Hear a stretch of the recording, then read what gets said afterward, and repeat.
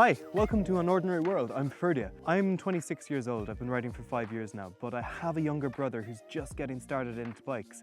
And this video was actually his idea. So if you're a young rider or someone who's just getting started in bikes, this video is for you. As one young rider to another, here are the 10 things based purely on my own opinions and experience that I think you need to know. Number 1, get good gear. I'm sure you've seen this on other motorbike videos, but there's a reason why everybody keeps saying it. What do I mean by good gear? Obviously, if it's motorbike gear, it has to be protective, which it probably is, but it also has to be comfortable and appropriate for the climate that you're in.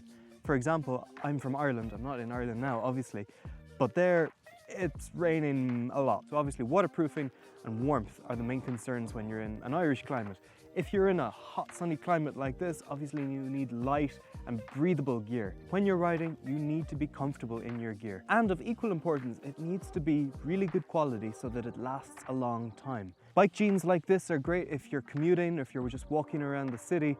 They still provide enough protection for city riding, but they're also stylish, but they're comfortable, most importantly. However, they don't last very long. I have worn through the seat of these pants about 3 times and patched them up 3 times before buying a new pair, and I've already worn through the seat of those. They're not made for long distance riding, at least any of the ones I've had. And I also wouldn't recommend them as your very first set of motorbike gear. There's an up and coming YouTube channel done by a young guy called 3 Miles MC, and he just did a video a few months back where he rode from Germany to Morocco as his first tour, and it was an awesome video. But my god, I saw his gear and I was like, man, what are you thinking? It was like motorbike jeans and like a lightweight motorbike shirt. In my opinion, that's not a great idea. Get something that's robust, something that is adaptable. Like this jacket, you can have an inner lining and obviously the shell, which is all I'm wearing at the moment, and it's lasted me ages. Expect to spend over 500 quid or the equivalent in your currency on your gear alone.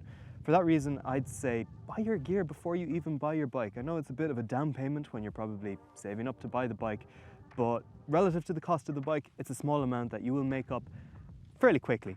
And by the time you have a bike, you'll already have your gear. You might even have worn it in, which is a good idea to do before you actually get on the bike.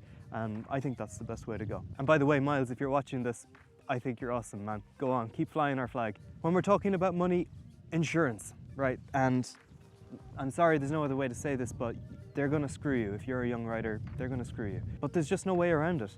So you need to budget for insurance when you're planning the cost of your bike and your gear and all the stuff that goes around that. Insurance is gonna take a huge chunk out of it, especially in your first year or 2 of riding. As the years go by though, without any accident claims or whatever, your premium will go down. But it's just something to keep in mind because yeah, it's that little knife in the back you probably weren't expecting.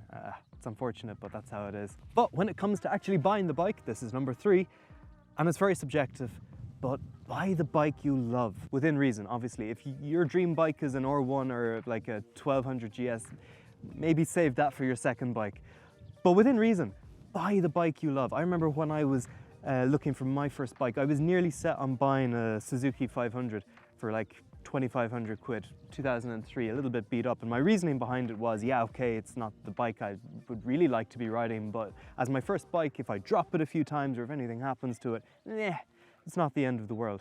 Luckily, I had my dad who convinced me, no, buy the bike you really like, even though, in my case, it was a Triumph Bonneville, even though it was considerably more expensive, the emotional value it had, not even the monetary value, but the emotional value that it had, and the pride and just the joy of looking at it every morning and walking out to it. Honestly, it's just such a great feeling. You need to be in love with your bike. And you probably will be. But obviously, if buying your dream bike for your first bike isn't an option for you, then just get a bike and get on the road. So number 4, you're finally on the road. You've got your bike, you've done your training. I hope you have anyway. Do your drills. Keep doing your drills. Don't just do your initial basic training and go out riding and never do your drills again. You hear people say, oh, it takes 5,000 miles to be a competent driver in a car and then it takes double that to be in a bike. No, no, no.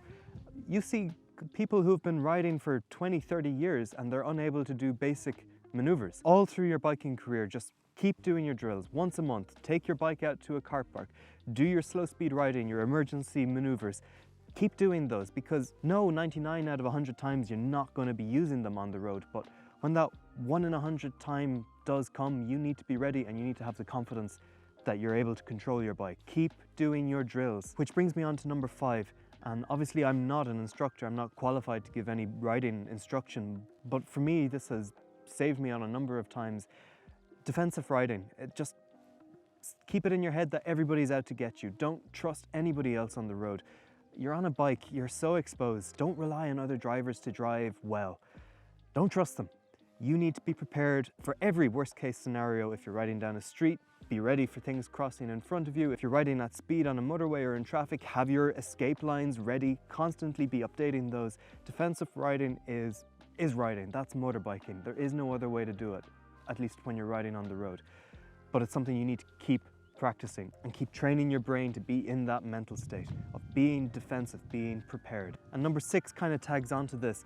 It's respect yourself, respect your own limits, respect your own skills and your comfort zone. It's very easy if you're riding, especially with other people, to get caught up in the group atmosphere and to find yourself riding outside your ability. Just be honest with yourself. Don't let yourself be sucked in. Other riders won't think any less of you for knowing your own limits and sticking inside them. At least any self-respecting rider won't. Similarly for car drivers, you know, they don't ride motorbikes. They don't know the difference between driving a car and riding a bike. And sometimes you'll get cars riding right up behind you or cornering much faster than you. Don't get sucked in to the road rage. Don't pick fights with a car. You won't win. I mean, there's a big difference between sitting in a metal cage and sitting on top of an engine with 2 wheels. It's not worth it. Just let it go. Maintain your composure, keep your dignity, and keep yourself safe. But there is a time and place for riding fast, and this is number 7. Do a track day. Even if you have no interest in riding fast or riding on track, do a track day anyway. The track is your opportunity to really discover your own limits, the limits of your bike, to push yourself. Do that on the track, not on the roads. If you're going knee down on public roads, like, you shouldn't be doing that. There's a place for that, and that's the track. But if the situation ever does arise where you find yourself on a public road in a corner where you need to lean the bike over more than you probably do in your everyday riding, having done a track day, having the confidence in yourself, in your tires, in the bike to lean that bike over, it could save your life. Do a track day. And honestly, they're just so much fun anyway. But let's be realistic. I was young once too, you know, and you will do stupid things. That's just the reality of it. You've got a motorbike, you're young, you're gonna want to find out how fast your bike goes. It's just natural. But at the time, you don't realize the danger, or for some reason, you think it doesn't apply to you. I've had a few crashes, thankfully nothing fast or very serious, nothing that's ruined a bike, but I can extrapolate and estimate how that damage scales the faster you go. If you come off at speed, it's not even worth thinking about.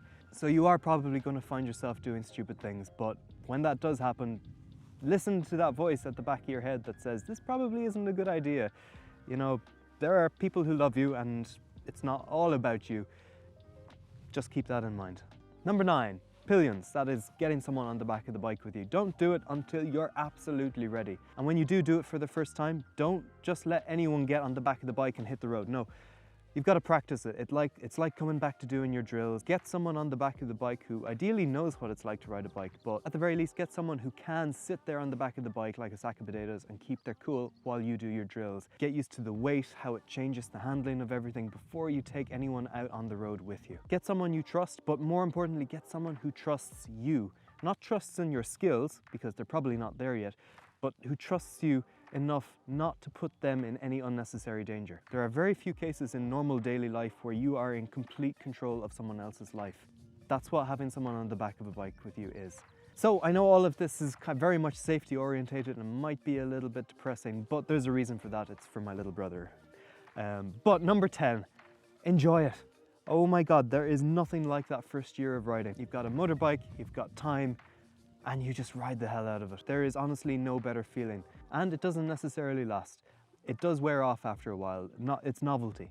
Anything new is a novelty. But after a while, 90% of the riding you're probably going to be doing is just driving on public roads, in traffic, on motorways.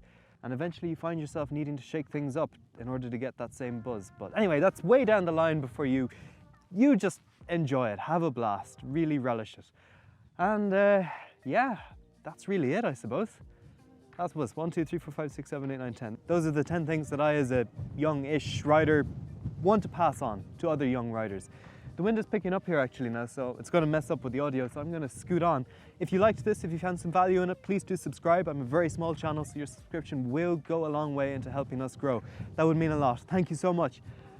Until next time, guys, take it easy.